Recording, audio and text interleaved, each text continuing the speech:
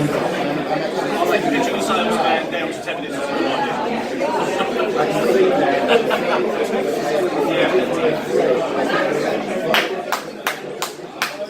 afternoon, everyone. Good afternoon, everyone. Welcome, especially those in the back of the room. Welcome to today's. Excuse me while I switch off an alarm reminding me to start today's event. There we go. Welcome to today's BSN event. Thank you all for coming here, particularly on such a foul day. The fact that any of you here, frankly, is a huge achievement on your part. So thank you for joining us. For those of you who've not been here before, you've probably gone to work out. It's fairly relaxed, fairly straightforward, basic networking.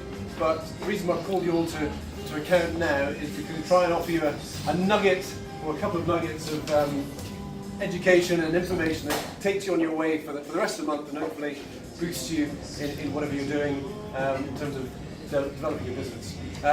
One thing I'd like to highlight from last month, our speaker Peter Liner, I have been following religiously his top tips about time management. Sandra may have noticed some of this and not. I have. But he was saying, do 5 things and do them well. And what have done well? I've done the 5 things each day it's supposed to do. So for those of you who haven't tried it yet, do 21 days and it makes a massive difference. So my to-do list is now disappeared. There goes one of mine now. Oh, sorry.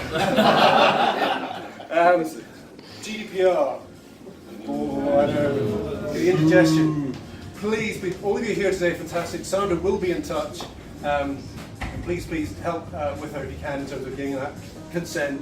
You don't have to give it consent, but if you could, that'd be great, and that makes our whole process a lot easier. So there'll be, I'm afraid, to join the whole queue of emails in your inbox, emails asking you, or phone calls or letters asking for consent. So I look forward to that. Anyway, enough of the dull stuff. What we're really here to do is listen to our speaker today, who is a man who has niched himself in his market. I have to say, one of the most smartly dressed, I think, people in my house. Congratulations on that account alone. But can you give a warm welcome to our speaker today, who's a niche salesman in the bathroom taps fitting, which sounds a little bit strange, but everyone needs a tap. We're not here to just talk about tap, to talk about his wider experience in business and sales generally, of which all of us who are here today trying to develop our businesses, I'm sure we'll find something we can take in. So, I'll sort that out. Hang on. Nathan Helms. Thank you very much.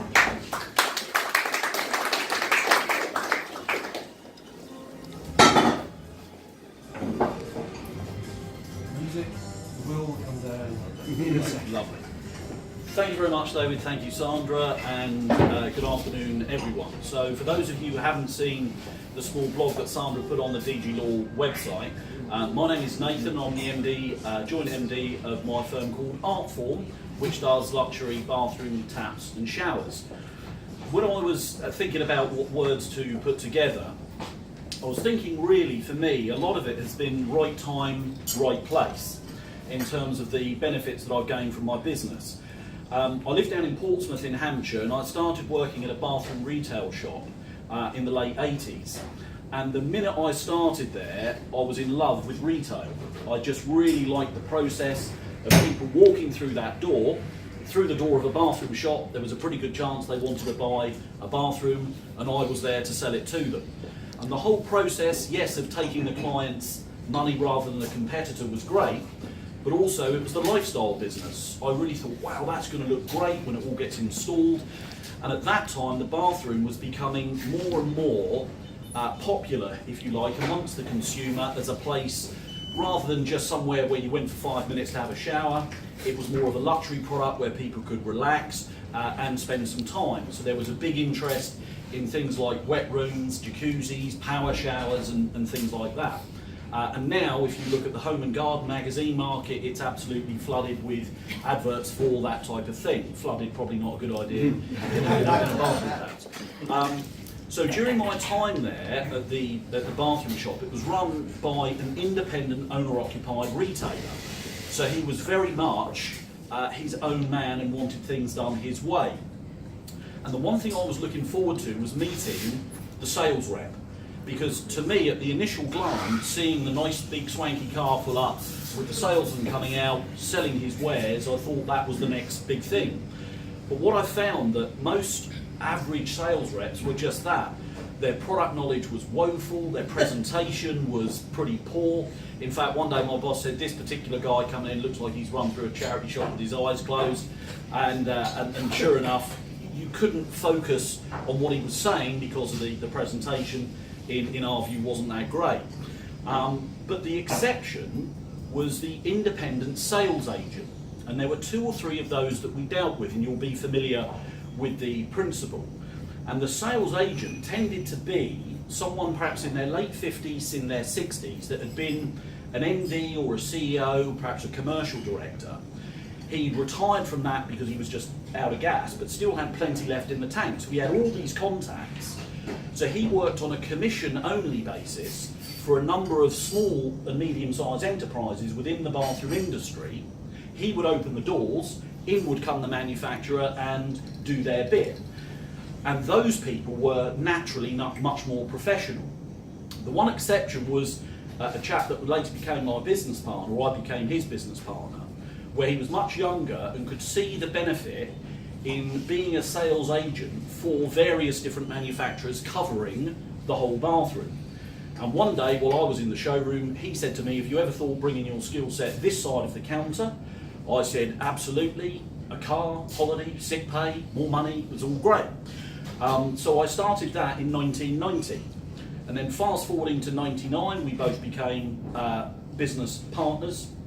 And what we tried to do was to work for a number of different manufacturers across the industry and build a proper business on with the independent owner-occupied retailer. The national chains were there, of course, people like Graham's or Plum Centre, but it was the independent dealer that we could go into, sell our products, and they could make the instant decision, and that again was attractive. And then in 2002, talking about right time, right place, I was in a shop in Winchester and I followed this guy out as he was coming in, and a couple of minutes later I got a phone call from the guy who owned the shop saying, how far down the road are you, Nathan? Turn around and come back, I want to introduce you to this guy. And it was a chap who was importing product from Italy. And this was relatively novel even just those few short years ago. It was really nicely designed product, and he was struggling to keep his arms around his business because it was just him on his own. And he asked if I wanted to be the sales agent, and then that really sparked our career as it moved on, because all the stars came into alignment at that time. The economy was fine, the shops were doing very well, the consumer liked the idea of investing in their property. We're in love with bricks and mortar in this country, as you know. And conventional wisdom in our industry says that if you spend £10,000 on your bathroom, you will add £10,000 to your house. Or you could do it for free. Because if you went in to buy a house and you went into the bathroom or the kitchen and thought, I can't live with this, you're mentally knocking 10 or 15 or 20,000 off the asking price. So if you did a nice bathroom, you would add the value to the house. So the economy was good, the product was right in this particular company. And then in 2004, I was driving through the city not far from here, and I got a phone call from the Spanish embassy. And they said, is that Nathan Helms? And I said, it wasn't me. Whatever you're asking, I'm sure it wasn't me. And they said, well, we're working for the Spanish Department of Trade and Industry today. I said, okay. And they said, we've found your website, bathroomagents.com, which was a description of what I did. And what we'd like to do is invite you along to the Spanish embassy here in central London. We have a load of Spanish bathroom manufacturers coming along, and you can interview them all and see if the product is any good. I said, okay, I've always wanted to be a bit of a Simon Cowell, so I'll come along. Most of the product that came through wasn't right for the UK market, but you know when you get that eureka moment where you think, that's it. And in walked this guy from Santander in northern Spain, and opened his brochure and it was all great. But he had a few products that conflicted with the agencies that we were working for. So we had to turn him away. But a few minutes later he said, this is crazy, we've rejected a whole catalogue of product that we can do for a few pages that we can't. So we called him up, and what we did over that lunchtime, myself and my business partner, is mentally set up a small distribution company. We would buy the product that he sold, and then we would run it alongside the other businesses, including this particular tap company. And fast forward 4 years after that to 2008, the tap company that we were working for as an agent liked our business so much that he acquired that, incorporated that into his company, and we carried on being the sales agents for them. But then sadly in 2013, the silent partner that had a large chunk of this particular company acquired a controlling interest, and because the company was so big by this point, I felt a hand on my shoulder saying, Nathan, the agent model doesn't work for us anymore. It's been a lovely marriage. We've had some great memories. Are we getting a divorce? Yes. So that was at the end, toward the end of 2013. And just going back a couple of years, when the recession hit in 2008, that was a disaster in so many ways for so many different businesses. But the lesson it taught me is that the bathroom industry is generally viewed as pretty unprofessional, because a lot of plumbers, builders open up retail shops with not a lot of idea about how the business runs. And a rising tide obviously lifted all ships, and when that disappeared, it exposed all the weaknesses. And primarily one of the weaknesses was their lack of understanding about the cash, about the cost of sale. So customers would say, I think I'm going to be all right, Nathan, I don't think the business is going to go. I've had a good month, put 70 grand in the till. And we were saying, well, but how much does it cost you to put 70 grand in the till? And when he worked it out, it cost him 72,000 to put the 70 in the till, which is why he couldn't afford his Porsche 911 anymore, and why the shop ultimately went.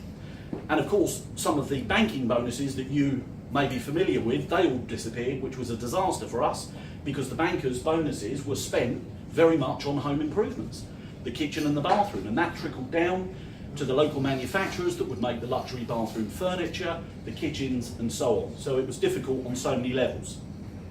So at the end of 2013, I parted company from this big conglomerate with a golden handshake goodbye, but clearly not enough to retire on these days. So I started doing exactly what this tap company had done back in 2000, 2001, went to Italy and Portugal, found some really good manufacturers, and then put a brochure together with some nicely designed and manufactured products, and still went back to those same independent owner-occupied retailers. And I was saying to David just before, when I arrived, is that the one thing about the bathroom industry is there's so little brand awareness. In the car industry, we could all name dozens of different makes. If I rattled off the top 10 bathroom manufacturers here, you probably wouldn't have heard of them. So the good news is that as a new business, I was able to get traction with the showrooms to display the product because it was unique to me. A lot of it is my own design that I get the manufacturers to make. That got traction in the showrooms, and over the last 3.5, 4 years, we've gained some good momentum, again with the independent owner-occupier. And as far as right time, right place is concerned, I think notwithstanding that sometimes you do get good fortune, at the big company that I worked at before, I was always known as a bit of a troublemaker, and perhaps the voice that would echo over everybody else's during the sales meetings. But all of that trouble was forgotten at the end of the year when we were looking at sales figures, because ultimately it was a sales-driven organisation, and what the governors wanted to see was sales. And there were two things really that I suppose affected me in terms of my work ethic. Was I'm naturally enthusiastic anyway, as you can probably tell, and I'm very enthusiastic about my business, and I've always found that people do warm to enthusiasm. If you're enthusiastic about anything you do, whether it's selling finance or a bathroom product, if you like, to be naturally enthusiastic, people do warm to. But I do remember two specific things in my past that made a difference. I remember watching Muhammad Ali on Michael Parkinson in 1978 when I was 10. And I remember Michael Parkinson saying to Muhammad Ali, if you hadn't been a boxer, what would you have done? And Muhammad Ali said, it wouldn't have mattered, I would have been the greatest at that. I would have been the world's greatest garbage man. I would have dumped more garbage than anybody else, quicker than anybody else. And that slammed into my mind as having that kind of work ethic. Just get on with it. And the other thing was the late great Ayrton Senna in the late 80s, when he was being interviewed about his third world championship, and they said, what's the secret? And he said, because obviously driving a Formula One car back then was vastly different to today, And he said, well, when you're feeling absolutely knackered toward the end of a race, realise that everybody else is feeling just the same. That's the time to push even harder. So when adversity struck with the recession, and goodness knows how many different variables that there are no easy solutions in today's market. I always remember those two particular things, and that helps me continue and develop my own little niche market. That's it. Great, thank you. Any questions for Nathan?